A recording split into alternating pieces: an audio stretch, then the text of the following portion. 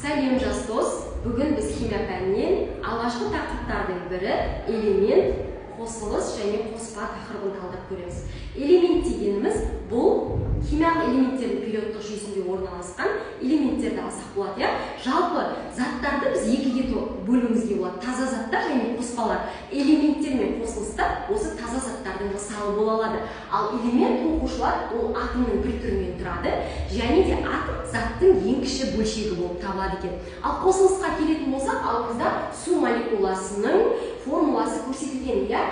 Су молекуласында екі атом сутек және бір атом оттектен тұрады. Бізде қызыл түспен берілген ол оттек атомы және ақ түспен берілген ол сутектің атомдары болып табылады.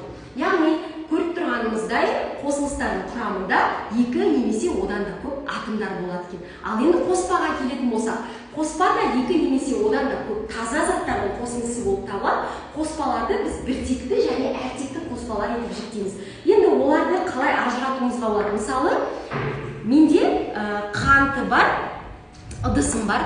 Осының үстіне мен қазір суды қосатын болсам, қант әрине суда ериді, Енді ерігеннен кейін мен бұл суға қарап, құрамында қант бар екенін біле алмаймын, Тек қана ішкен кезде дәмі арқылы білуіме болады. Ал ыдыстың сыртына қарап, судың ішінде қант бар екенін көру мүмкін емес. Міне, қант толықтай еріп кетті. Суымыз біздің мөлдір болып қалды, Ал егер де мен дәл осы қазір екінші ыдысқа міне суды салып, және оның ішіне қандай да бір қатты затты салатын болсақ, мысалға біздің күнде пайдаланатын борымыз, Міне қараңыздаршы, екі қоспаның ішіндегі айырмашылығы мен мына стақанның ішіндегі әртекті қоспаның құрамындағы борды және суды көріп тұрмын. Демек, бұл әртекті қоспаға жатады. Ал мұнда мен судың ішінде қант бар екенін көзбен көре алмаймын, бұл біртекті қоспаға жатады. Енді алдағы уақытта барлығын ажырата аламыз деп ойлаймын.